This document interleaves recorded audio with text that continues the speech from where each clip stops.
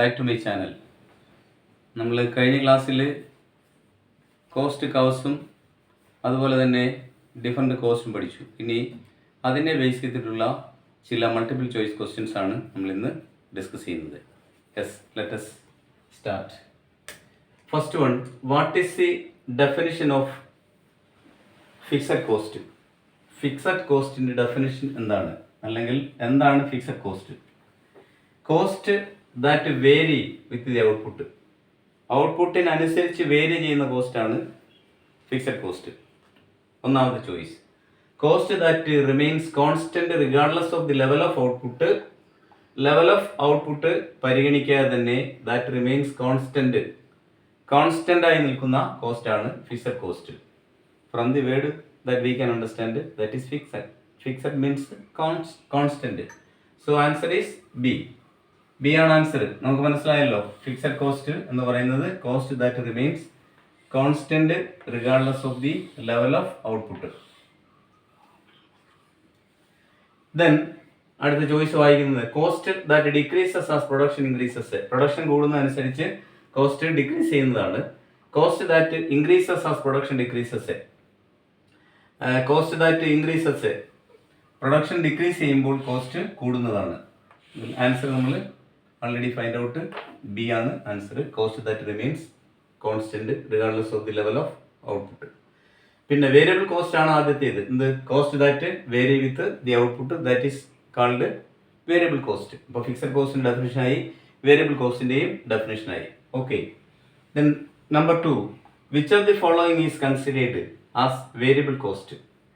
ഈ താഴെ തന്നിരിക്കുന്നതിൽ ഏതാണ് വേരിയബിൾ കോസ്റ്റിന് example? Which of the following is considered as variable cost? Rent, salaries of the permanent staff, raw materials, insurance. അപ്പോൾ നമുക്കറിയാം, ഒരു സംരംഭം ആരംഭിച്ച അതിനകത്ത് ഫിക്സഡ് ആയിട്ട് പോയിക്കൊണ്ടിരിക്കുന്നത് എന്തൊക്കെയാണ്? റെന്റ് ഫിക്സഡ് ആണ്. ഇതാ മുതലാളിയുടെ ആണ്, അയാൾ റെന്റ് വാങ്ങിക്കുന്നില്ല എങ്കിൽ അതിനെ നമ്മൾ എന്ത് പറയും? ഇംപ്ലിസിറ്റ് കോസ്റ്റ് എന്ന് പറയും, അല്ലെങ്കിൽ നെക്സ്റ്റ് ബെസ്റ്റ് ആൾട്ടർനേറ്റീവ് കോസ്റ്റ് എന്ന് പറയും. പിന്നെ സാലറീസ് ഓഫ് പെർമനന്റ് സ്റ്റാഫ്, അതും ഫിക്സഡ് ആണ്. റോ മെറ്റീരിയൽസ്, ഇൻഷുറൻസും ഫിക്സഡ് ആണ്. റോ മെറ്റീരിയൽസ് ആണ് യഥാർത്ഥത്തിൽ വേരിയബിൾ കോസ്റ്റ് ആയിട്ട് വരുന്നത്. We are altering raw materials. Land labour capital and organisation എന്ന് പറയുന്ന രീതിയിൽ ലേബറിനെ നമ്മൾ സബ്സ്റ്റിറ്റ്യൂട്ട് ചെയ്യുന്നു, പെർമനന്റ് അല്ലാത്തത്. അതുപോലെ റോ മെറ്റീരിയൽസ് പർച്ചേസ് ചെയ്യുന്നു. വേരിയബിൾ കോസ്റ്റിന് example raw materials. Okay. Then 3, in the short run which cost curve is U shaped? Short റണ്ണും ഉണ്ട്, ലോങ് റണ്ണും ഉണ്ട്.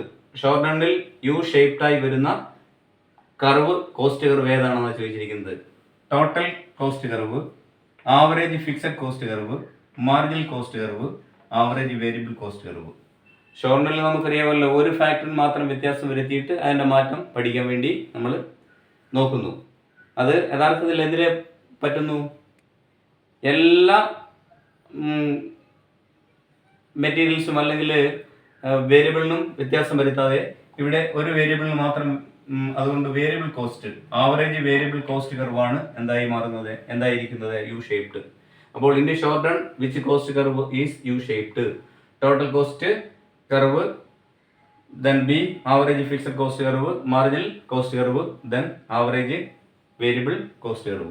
ഇതാണ് answer, average variable cost curve.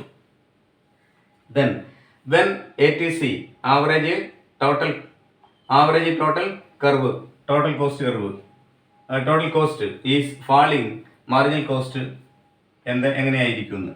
when average total cost താഴ്ന്നാൽ, when average total cost is falling, marginal കോസ്റ്റിന്റെ shape അല്ലെങ്കിൽ അതിന്റെ വ്യത്യാസം എന്താണ്?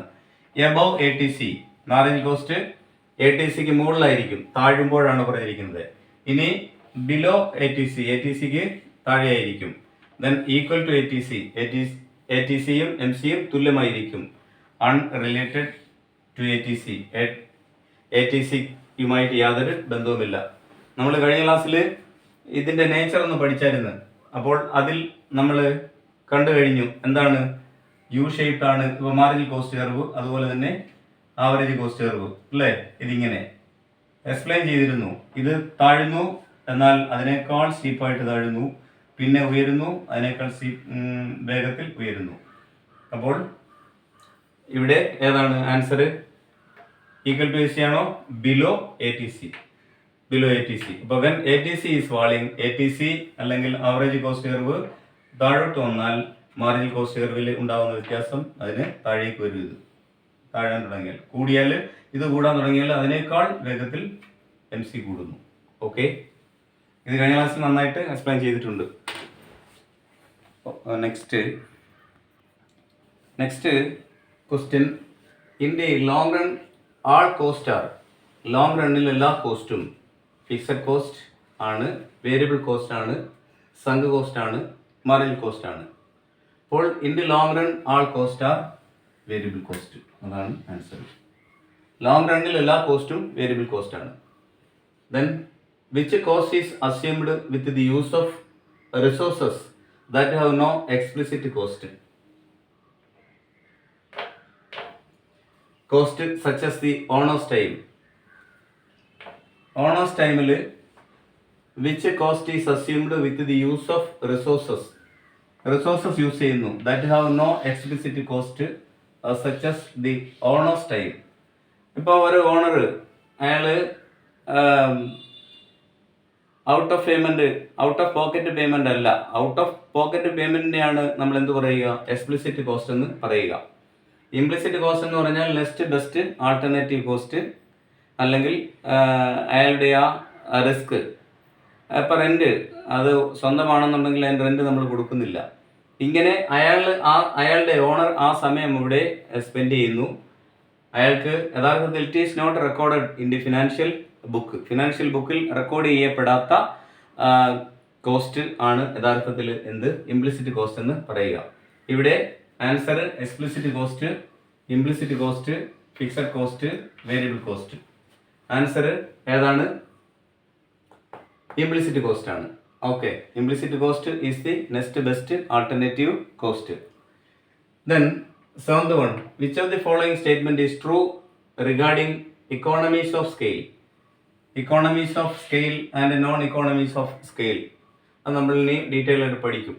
Which of the following statement is true regarding economies of scale? They result in higher average cost as output increases. They result in higher average cost.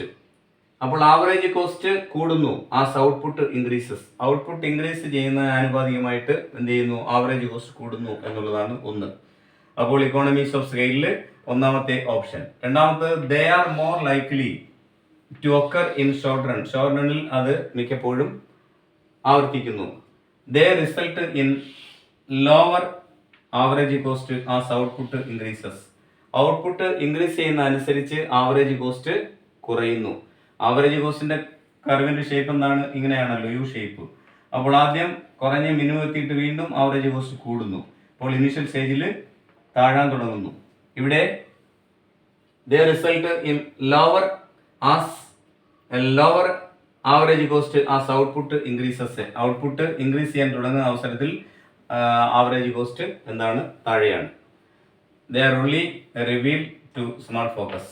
അപ്പോൾ answer ഏതാണ്? They result in lower average cost as output increase. Output increase ചെയ്യാൻ തുടങ്ങുമ്പോൾ average cost താഴുന്നു.